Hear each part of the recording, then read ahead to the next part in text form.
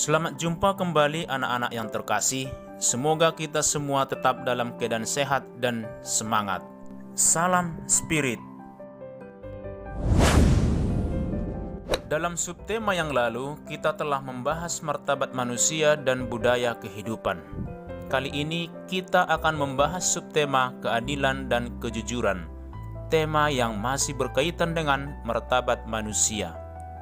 Adapun tujuan mempelajari subtema ini adalah siswa mampu memahami arti dan makna keadilan dan kejujuran, mengidentifikasi berbagai bentuk sikap dan perbuatan tidak adil dan tidak jujur dalam masyarakat, memahami ajaran moral Kristiani tentang keadilan dan kejujuran, menyebutkan usaha mewujudkan sikap adil dan jujur dalam kehidupan sehari-hari, merefleksikan pengalamannya mewujudkan keadilan dan kejujuran, dan membuat aksi untuk membudayakan sikap adil dan jujur dalam kehidupan sehari-hari.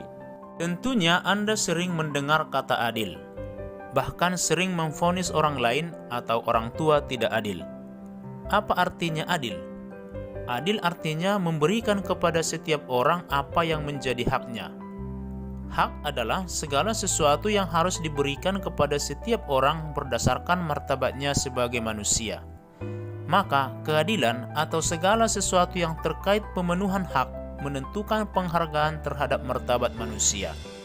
Ketika seseorang tidak mendapatkan haknya, martabat orang itu tidak dihargai. Apa artinya jujur?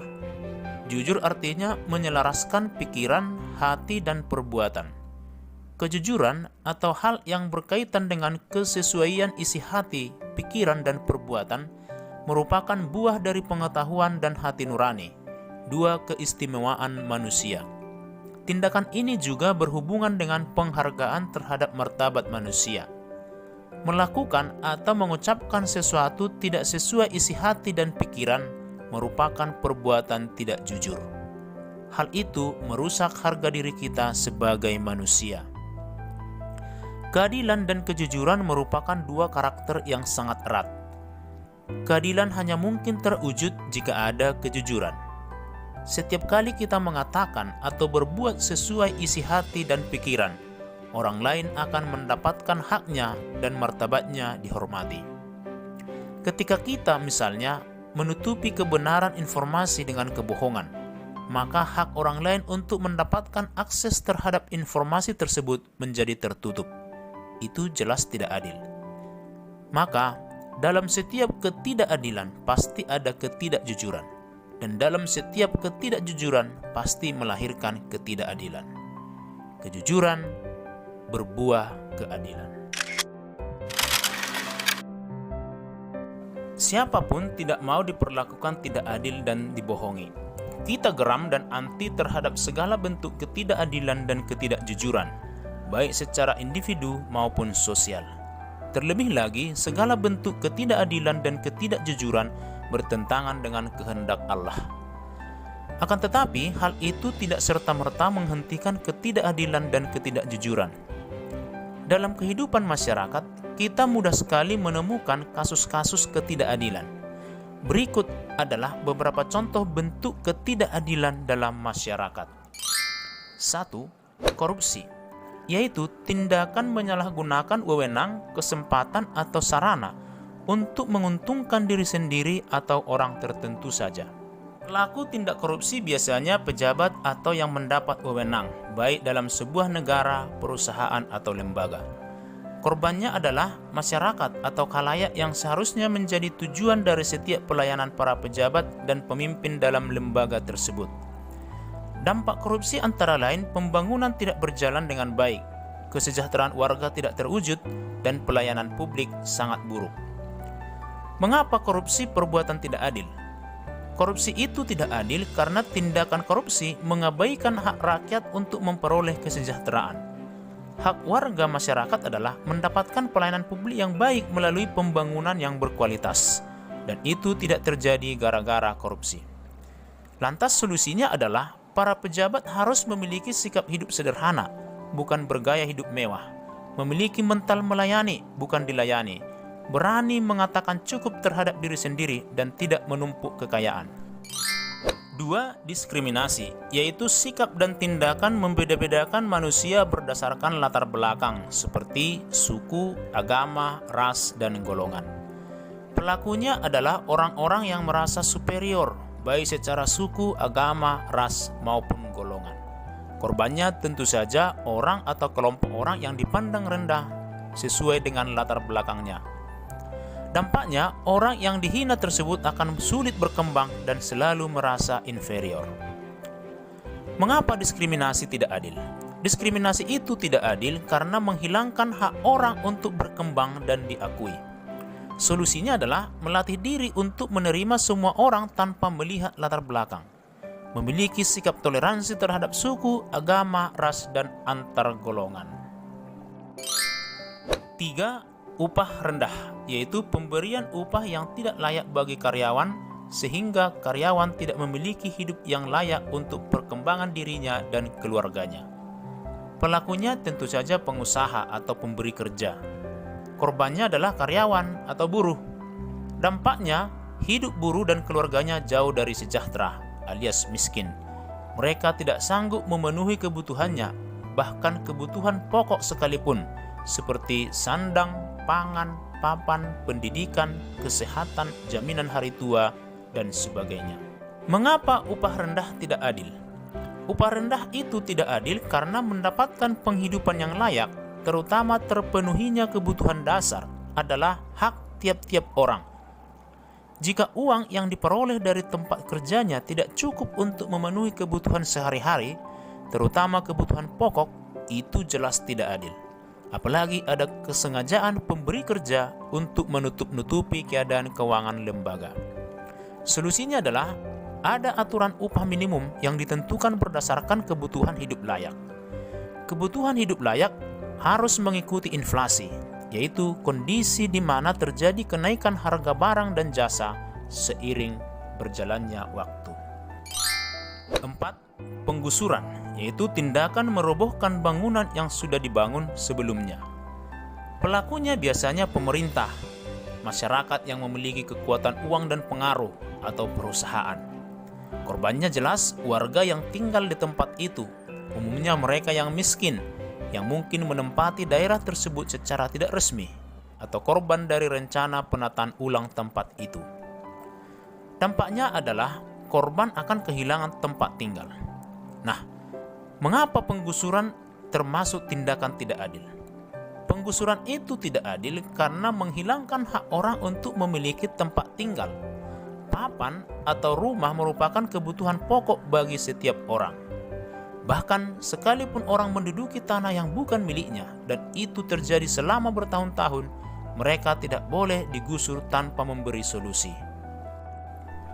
Mendapatkan tempat tinggal itu mutlak karena merupakan hak setiap orang. Oleh karena itu, solusinya adalah relokasi, yaitu mencari tempat tinggal yang layak dan tepat untuk mereka yang harus meninggalkan tempat tinggal sebelumnya. Dan berikut ini adalah beberapa contoh bentuk ketidakjujuran yang terjadi di tengah masyarakat. 1. Manipulasi, yaitu merekayasa, menambah, mengurangi, mengganti sebagian atau keseluruhan fakta sehingga tidak lagi kelihatan aslinya. 2. Berbohong, yaitu mengatakan yang salah dengan tujuan pendengarnya percaya. 3. Bersaksi dusta, yaitu menyatakan atau mengaku yang salah dengan maksud menipu sehingga kebenaran tidak kelihatan. 4. Bersumpah palsu, yaitu membuat pernyataan secara resmi demi Allah atau seseorang namun isinya tidak benar. Dan 5. Curang, yaitu menipu menggunakan tipu muslihat, mengakali dan memperdaya orang lain untuk mendapatkan keuntungan bagi diri sendiri. Ada beberapa penyebab orang tidak jujur, antara lain adalah adanya ambisi yang berlebihan, dianggap cara paling mudah untuk menyelesaikan masalah, terpaksa dilakukan agar mampu bertahan, sudah menjadi kebiasaan, malu dan takut keburukannya ketahuan, terpaksa dilakukan karena di bawah ancaman, tidak siap menerima sanksi atas kesalahan yang dibuat, tidak ingin dihakimi, merasa tidak bersalah, ingin jalan pintas, takut tidak kebagian, dan sebagainya. Dampak atau akibat dari ketidakjujuran adalah hak orang lain untuk mendapatkan informasi yang benar dirusak. Matinya hati nurani dan hilangnya akal sehat. Rusaknya mental dan kepribadian. Kebenaran menjadi semu, yang salah diterima sebagai kebenaran. Menjadi pribadi yang terbelah atau tidak punya integritas. Hidupnya dihantui oleh rasa bersalah, kehilangan martabat atau harga diri, tidak bermoral atau beretika dan berakhlak, secara religius berdosa kepada Tuhan, sesama, dan diri sendiri. Sekarang kamu sudah memahami berbagai wujud ketidakadilan dan ketidakjujuran yang terjadi di tengah masyarakat. Tentu saja masih banyak contoh lain. Nah, apakah kamu pernah berlaku tidak adil dan tidak jujur? Cobalah uraikan pengalamanmu di kolom ini. Tuliskan pula penyebab dan dampaknya. Adil dan jujur merupakan dua keutamaan dasar orang Kristen. Adil adalah karakter yang senantiasa memberikan kepada setiap orang apa yang menjadi haknya. Sedangkan jujur adalah karakter yang senantiasa berpikir, berbicara, dan bertindak berdasarkan kebaikan dan demi kebaikan. Kitab suci dengan jelas mengajarkan hal itu. Kita bisa menemukannya antara lain dalam 1 Raja-Raja bab 3 ayat 16-28 dan Kisah Para Rasul bab 5 ayat 1-11. Bacalah teks tersebut secara mandiri dalam buku paketmu atau dalam kitab suci. Dalam teks 1 Raja-Raja bab 3 ayat 16-28 dikisahkan sebuah persoalan. Ada dua orang perempuan saling berebut seorang bayi yang masih hidup. Perempuan A yang bayinya telah meninggal karena ditindihnya saat tidur merebut bayi perempuan B yang masih hidup. Perempuan A bersikeras mengatakan yang hidup adalah bayinya. Demikian juga perempuan B bersikeras menyatakan bayinya lah yang hidup. Tidak ada yang mengalah. Kedua perempuan itu pun sepakat menghadap Raja Salomo untuk mencari keadilan. Di hadapan raja pun, kedua perempuan itu sangat keras mempertahankan kebenaran masing-masing.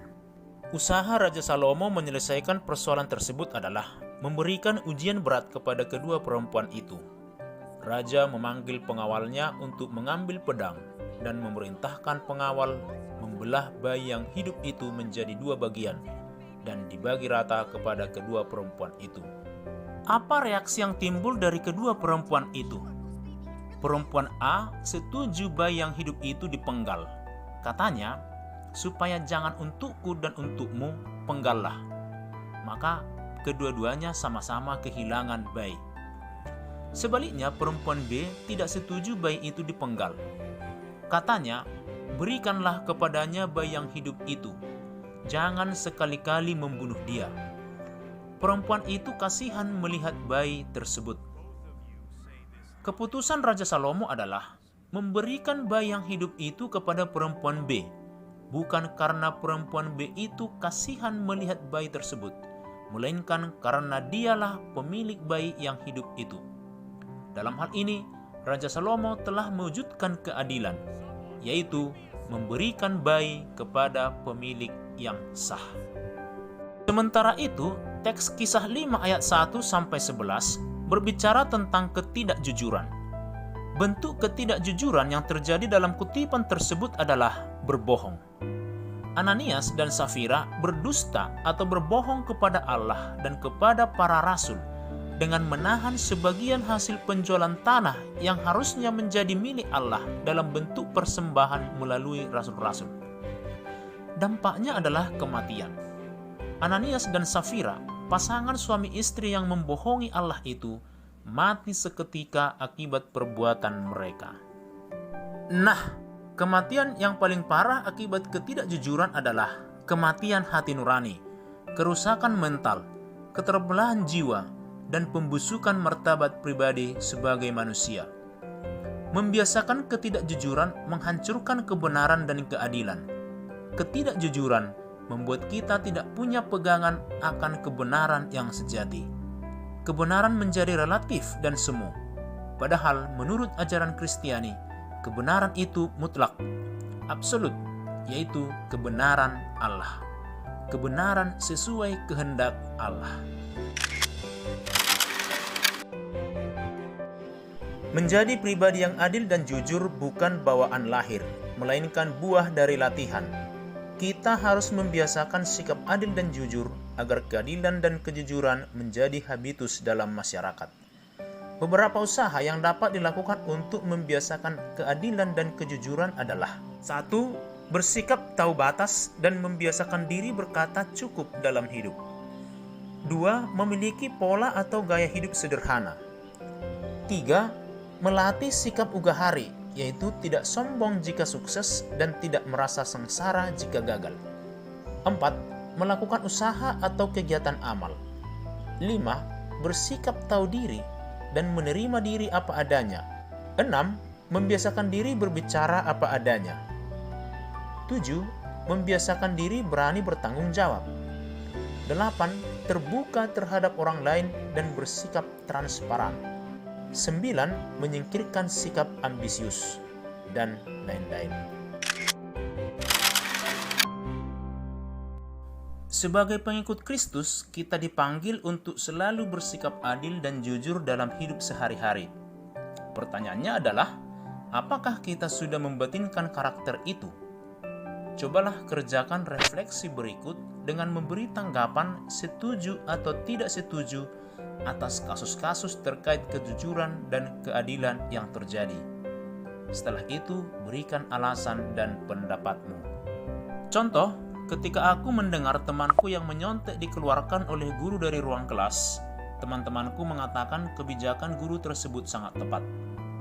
Aku pun setuju, karena menyontek saat ujian berarti tidak jujur terhadap diri sendiri dan juga terhadap guru.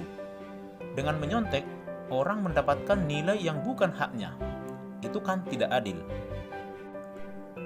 Nah, sebagai keterampilan, buatlah sebuah drama singkat yang bertema keadilan dan kejujuran. Melalui drama tersebut, kita berharap sikap jujur dan adil semakin membudaya dalam masyarakat. Demikianlah pembelajaran kita tentang keadilan dan kejujuran. Semoga bermanfaat. Terima kasih.